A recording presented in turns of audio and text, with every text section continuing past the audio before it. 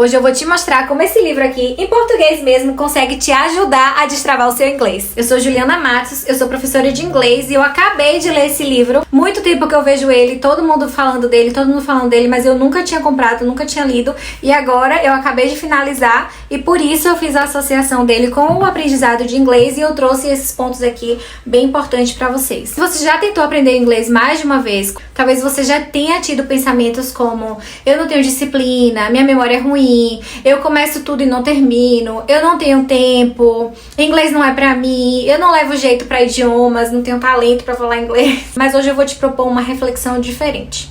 E se o problema não for a sua inteligência, ou o que você acha falta de inteligência, ou a sua idade, ou a sua capacidade de aprender? E se o problema estiver no sistema que você está usando aqui? Esse livro aqui, ele mudou profundamente como eu enxergo disciplina, transformação e aprendizado.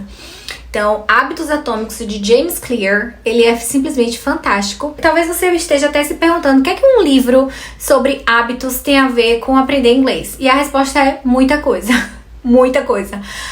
Hábitos Atômicos, ele não é um livro sobre aquisição de idiomas, obviamente. Ele é todo escrito em português, não tem nada de inglês. Aliás, tem o junk food, que eu não entendi porque eles não traduziram. Mas ele não vai ensinar gramática, pronúncia, vocabulário ou conversação. Não vai ensinar nada diretamente sobre o inglês. Mas ele pode ajudar a resolver um dos maiores problemas de quem quer aprender inglês, que é a dificuldade de manter um contato frequente e consistente com o idioma. Isso a gente pode levar para tudo na vida, né? Eu, por exemplo, estou tentando aplicar muito na questão da academia, alimentação saudável. Então o livro, ele não vai ensinar inglês, ele não vai ensinar diretamente como é saudável ou vá para academia, mas ele ensina como construir um sistema que aumenta as chances de você estudar, de você revisar, de você praticar inglês de maneira regular, ou de você frequentar a academia, de você se alimentar melhor, enfim, do que você quiser na sua vida. E assim, isso é extremamente importante, porque não existe método de inglês, por exemplo, que funcione se você nunca consegue continuar. Começa e para. Você pode comprar o melhor curso, o meu, pode fazer aula com a melhor professora, eu, e você pode adquirir os melhores materiais e baixar todos os aplicativos disponíveis, mas se o inglês só aparece na sua vida uma vez por mês, por exemplo, ou durante um momento de motivação na sua vida, vai ser muito difícil construir uma habilidade sólida. Ao mesmo tempo, eu também quero deixar uma coisa muito clara desde o começo aqui do nosso vídeo. Apenas criar o hábito de fazer alguma coisa em inglês não garante que você aprenderá bem. Uma pessoa, ela pode passar todos os dias assistindo a vídeos que não entende, repetindo palavras, sem compreender o contexto. Ela vai ter criado uma rotina, mas talvez essa rotina não produza o desenvolvimento esperado.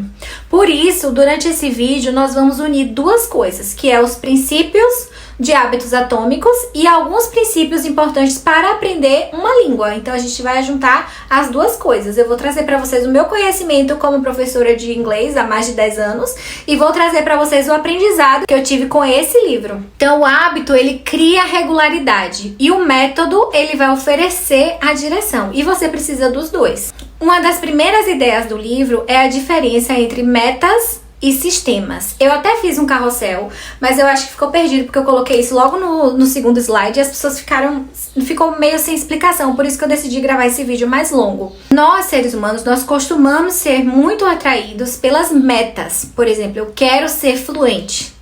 Quero entender filmes sem legenda. E esses objetivos, eles são importantes. Eles mostram onde você deseja chegar.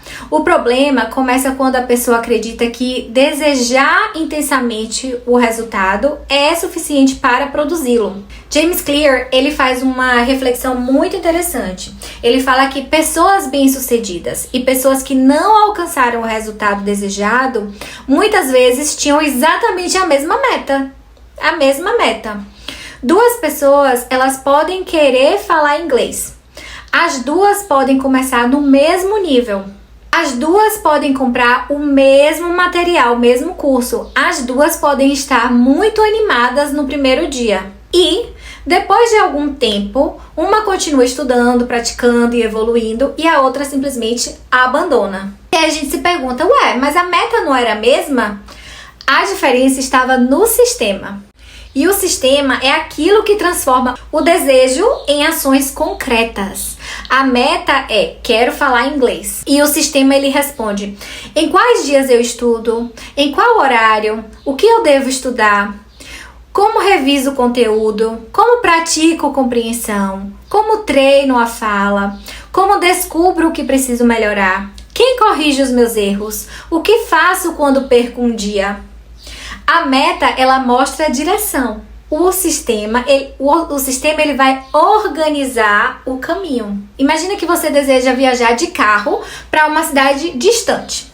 Saber o destino é importante, mas somente repetir o nome da cidade não fará o carro se movimentar. Você precisa escolher uma rota, abastecer, dirigir, observar as placas, fazer ajustes e corrigir o caminho quando necessário.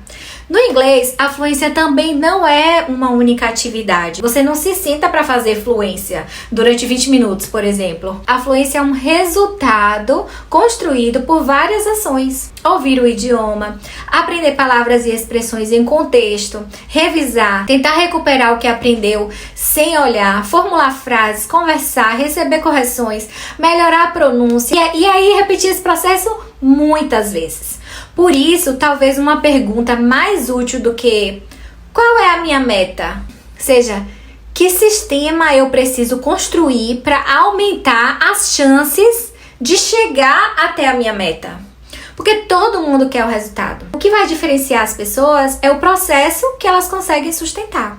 Outro conceito muito conhecido do livro é a ideia da melhoria de 1%. James Clear, ele usa uma ilustração matemática para mostrar que pequenas mudanças podem se acumular ao longo do tempo. Quando ele fala em melhorar 1% por dia, não significa que seja possível medir literalmente 1% do seu inglês todos os dias. Você não vai acordar amanhã exatamente 1% mais fluente. Essa é uma metáfora sobre acumulação. Mas a mensagem é que uma pequena ação isoladamente parece insignificante, mas quando ela é repetida e combinada com outras pequenas ações, pode produzir uma diferença enorme depois de uns meses ou anos. Então vamos fazer um exercício aqui. Imagine que hoje você aprenda 3 expressões e tente usá-las em frases. Amanhã você reveja essas expressões e escute um áudio curto. Depois você pratique a pronúncia. Em outro dia, responda uma pergunta usando uma das estruturas estudadas. Nenhuma dessas ações vai transformar completamente seu inglês em 24 horas, mas elas não desaparecem. E elas começam a se acumular. E isso é parecido com os juros compostos. No início, o crescimento parece pequeno. Depois de algum tempo, os resultados eles começam a se apoiar no que já foi construído. Quanto mais vocabulário você conhece, mais fácil pode se tornar compreender novos textos, novos diálogos, enfim. Quanto mais estruturas você reconhece, mais padrões começa a aprender. E quanto mais sua compreensão melhora, mais conteúdos você consegue consumir. Quanto mais você pratica a fala, menos energia você precisa gastar para construir algumas frases básicas. Porque você já sabe, então meio que sai automaticamente. Então perceba que um aprendizado começa a facilitar o próximo.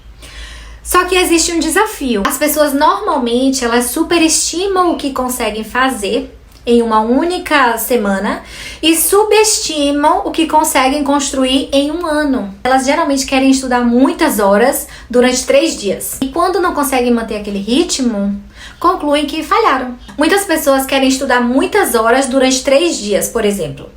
Quando não conseguem manter aquele ritmo, pensam que falharam. Assim como eu na academia, que acabo desistindo. Ai, meu Deus, não fui, nananana. Bota uma meta alta demais. Enfim, vamos voltar. Então é comum alguém criar um planejamento assim. 2 horas por dia, 50 palavras novas, um episódio inteiro de uma série, uma aula, exercícios, leitura e conversação, tudo de vez e tudo junto e misturado, tudo hoje. Esse planejamento, ele pode até parecer muito comprometido. Nossa, você vai fazer isso tudo. Mas talvez tenha sido criado para uma versão da pessoa que não existe na vida real. É uma pessoa que não existe, que não vai dar conta de fazer isso tudo. Ou pelo menos não vai dar conta de manter isso, né, como uma realidade na vida. Então essa seria uma versão que não se cansa, que não trabalha, que não tem filho, que não fica doente, que não recebe mensagens e que nunca tem imprevistos. Um bom sistema, gente, não é aquele que funciona apenas no seu melhor dia. É aquele que ainda pode existir em uma semana normal, uma semana com vários tipos de imprevistos. Isso não significa que você deve estudar somente 5 minutos para sempre e vai ficar fluente em 6 meses. Significa que o seu plano ele precisa ter uma porta de entrada fácil e um nível de exigência que possa crescer gradualmente. Aqui existe uma diferença importante entre começar o hábito e desenvolver a habilidade. Bom, gente, como não dá pra resumir esse livro em um vídeo só, eu fiz alguns vídeos, vou colocar uma playlist separada só para hábitos atômicos. Então, se você tá chegando agora e esse é o primeiro vídeo, já se inscreve para não perder os próximos. Eu não sei quantas vão ficar, porque eu ainda vou editar, mas eu espero que seja útil para você essas informações como foi útil para mim na minha vida. See you later!